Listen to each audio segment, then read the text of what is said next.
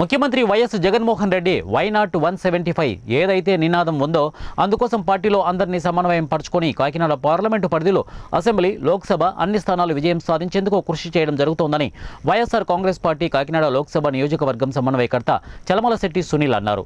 కాకినాడ సమన్వయకర్తగా నియమితులైన సునీల్ తొలిసారిగా జిల్లాకు చేరుకున్న సందర్భంగా మధురపూడి విమానాశ్రయంలో ఆయనకు పార్టీ శ్రేణులు, నాయకులు ఘనంగా స్వాగతం పలికారు.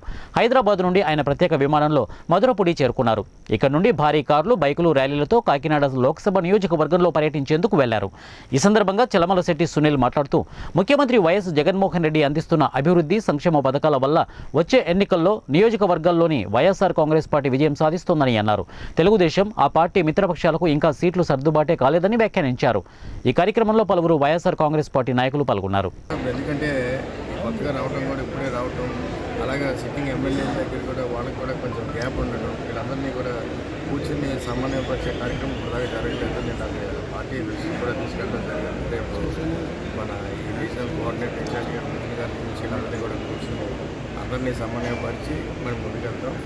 ఎందుకంటే ఇవాళ వైఎస్ఆర్ కాంగ్రెస్ పార్టీ జగన్మోహన్ రెడ్డి గారు ఏ విధంగా అయితే సంక్షేమ పథకాలు అందజేశారో, అలాగే ఏ విధంగా అయితే ఈ రాష్ట్రాన్ని అభివృద్ధి పదంలో గడుపుతున్నారో కూడా అందరికీ తెలిసిన విషయం.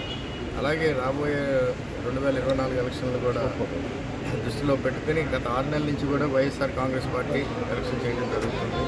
ఈ ప్రాసెస్లోనే అన్ని నియోజకవర్గాల్లోనూ కూడా క్యాండిడేట్ని ఆల్రెడీ 6 లిస్టులతో అనౌన్స్ చేయడం జరిగింది. రాబోయే 2 లిస్టులో కూడా పూర్తిగా అందరూ కూడా 7వ లిస్టులతో మొత్తం 175 ఎమ్మెల్యే నియోజకవర్గాలు కూడా ఫైనలైజ్ అయ్యే పరిస్థితులు ఉన్నాయి.